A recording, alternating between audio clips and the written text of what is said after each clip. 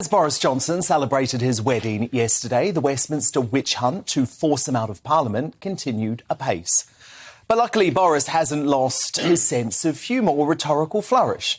During the speech at his wedding party, he described the coup to force him out of Downing Street less than 3 years after a landslide majority deliver Brexit as the greatest stitch-up since the Bayer Tapestry.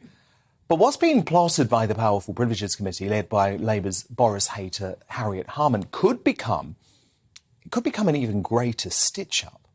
That's because it's designed to finish off the political career of Boris Johnson once and for all by seeing him booted from Parliament altogether.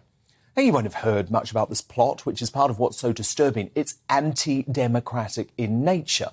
But in a nutshell, the committee chaired by Harman has decided Boris could be found guilty of misleading the House of Commons, even if he didn't deliberately or knowingly mislead the House when he said he thought no lockdown rules had been broken in number 10 Downing Street.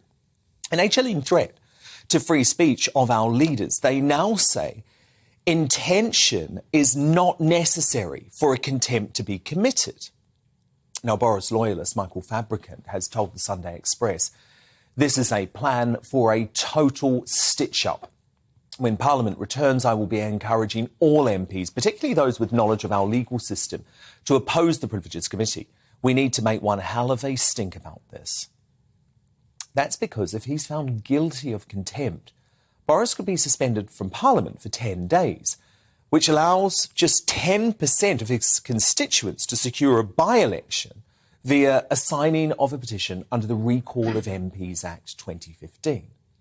So it's very obvious to me what this is about. Boris has no intention of going off quietly into the sunset after the way he was deposed, believing in a comeback in the style of his hero Winston Churchill, who was dumped by voters after World War II. Largely accomplished.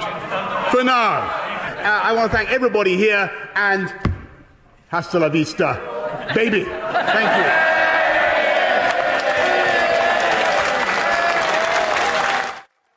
What's more, his closest political ally, the Culture Secretary Nadine Dorries, believes Boris will be back too. He could even return Churchill style to number 10 one day.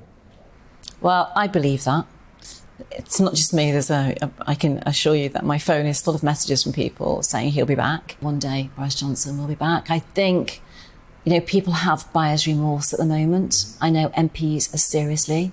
And party donors too. Certainly the party donors. And I know people are thinking, what have we done? Could he be back before the next election? Oh, I'm not going to speculate on when or how, but I don't think it's the end. He's gone now. Now, speaking of Nadine, she actually doubled down over the weekend on her attacks on Johnson's political assassin, Fishy Rishi Sunak, even as she received criticism for posting this tweet. It was clearly satirical, folks, so calm down. But in a damning column for the Mail on Sunday, she wrote, Rishi had been plotting against the most electorally successful Prime Minister the Conservative Party has known since the days of Margaret Thatcher. His actions made Michael Gove's portrayal of Boris Johnson during the 2016 leadership campaign appear like a rank amateur rehearsing for the role of Brutus in a village hall play. The coup, which removed Boris Johnson, was long planned, Tudor-esque in its degree of brutality and worthy of a chapter in a Hilary Mantel novel. But believe me, the plot isn't over. Harriet Harman will not rest until Boris is booted from Parliament, dashing his hopes of a comeback. So Tories must rise up against this increasingly anti-democratic madness where MPs believe they can subvert the voice of the people.